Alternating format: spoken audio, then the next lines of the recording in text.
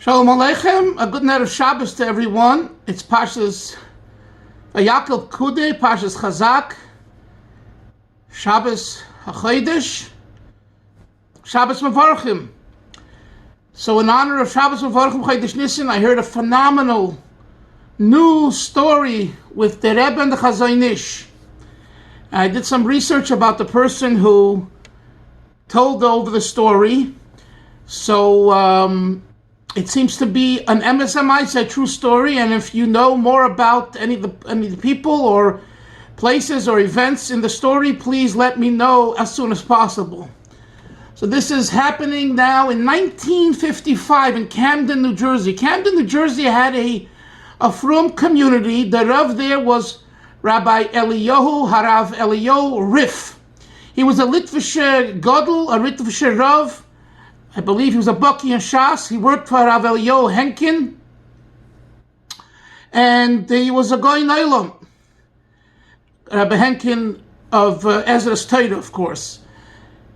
And he had a shul and a community in Camden, New Jersey. Camden, New Jersey was a frum community at the time before it all went bust in the 60s. And all the Yidden moved over from there, which is in South Jersey, to Cherry Hill, which is near Philadelphia, right? So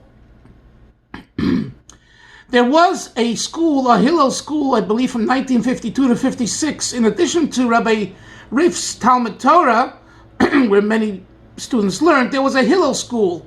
And Rabbi Yaakov Lazarus, who's a shliach today in Framingham in Massachusetts, working together with the Fogelmans, and been their shliach for many years, told me this story.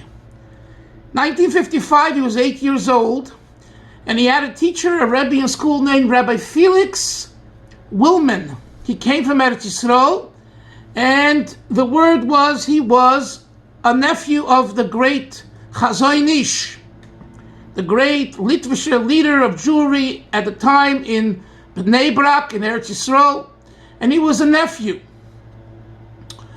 And he told Rabbi Lazarus's father, who was a Gabbai Shamish Balkore Baltfila in Rabbi Riff's shul in Camden. So he told him that he was told by the Chazon a month before he passed away in 1953. The Chazon told his nephew that the next Godol HaDor is the Lubavitcher Rebbe, and he encouraged him to get to know the Rebbe, because at the time Rabbi Willman was going to America, and he told him, look up Lubavitch and the Lubavitcher Rebbe because he's the next Godol HaDor. 1953, coming from the mouth of the Chazon. Is this believable? It's unbelievable. It's the epitome of belief. Because the Chazon, as the Rebbe said a few years later during the Yud Kislev, I believe, Yud Kislev bringing about Fola Khan's, Rabbi Yoel Khan's father's remark that the Chazon is now in Gan Eden and he's jealous of a boy who sits and learns Tanya. And he meant it in a good way, not in a bad way. And the Rebbe explained it according to a Gemara. And the Rebbe justified Rebbe Fola Khan's remark. The Chazon already said in 53, 2 years or 3 years before the Rebbe's Fola Khan made his comment and the Rebbe spoke about it, Fabrengim, that the Lubavitcher Rebbe will be the next Godol HaDor. And Rabbi Lazarus told me in 1972, when he became a Lubavitcher, his father at that time told him the story. He didn't tell it to him when he was 8 years old in 1955, because he was a young little boy. He didn't tell him what he heard from Rabbi Willman in 1955. And he said that Rabbi Willman told me to get you Talks and Tales and to get some Chabad for him. And obviously, this Rabbi Willman had a gravitation towards the Rebbe Lubavitch in 1955. The Rebbe was only Rebbe 4 or 5 years, and he was a younger man. And already then, this Rabbi Willman smelled out what's good. He was Bechlal, a type of person I heard who had his hands in many different things. He was an activist, and he did a lot of things on behalf of Jewish causes. So, it's Yud Alef Nissan coming, right? The Rebbe's Yom Haledes. It's Chodesh Nissan, b'Nissan Nigalu, over Nissan Asidin Lihigoyel. We were redeemed in Nissan, and we will, in Mitzvah Hashem, be redeemed again in Nissan. You have to have, Chassidim would say, a guten chushareach, a good sense of smell. You know the expression, smell the coffee? Smell what's good spiritually. The Rebbe, Chassidus, Chassidim, Yiddishkeit is good. And if the Chazon Ish, who was the epitome of a Litvisher, a Litvak, could say this, we surely can. May Hashem help that each and every one of us should take from this story the encouragement, the excitement to go further in our Avodas Hashem, and we should be Zoicha to the Geula Shleima, Malkeinu Bereishenu, through the Bias Mashiach Tzidkenu, Tchias HaMesim, when we'll all unite.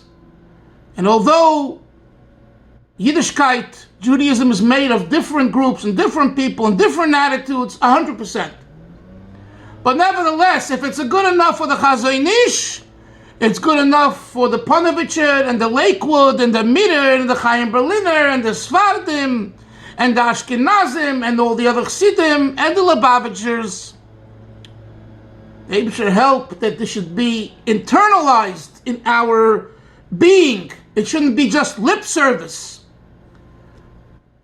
That there is a Nasi B'Yisrael who, although we don't see him right now, and we don't hear him, nevertheless, Poel Yeshua's B'Karev Haaretz, he impacts the world in a real way, not in a fantasy way, where people are mamish helped day in, day out, whether it be through the oil, through 770, through the Igros Kodesh, whatever your method of communication is, or just in your house, at your table, learning a Sicha, a Maimer of the Rebbe, a Igros Kodesh, identifying with a story, and most importantly, showing and doing Avos Yisrael, helping another Yid, because that's what the Eibishter wants. This will surely bring Geula, in this Nissan, because of Mamish, in a healthy way, as we finally eradicate the last remnants of this terrible pandemic that, of course, had a purpose, no question about it. And now we're at a time where there is the eradication. The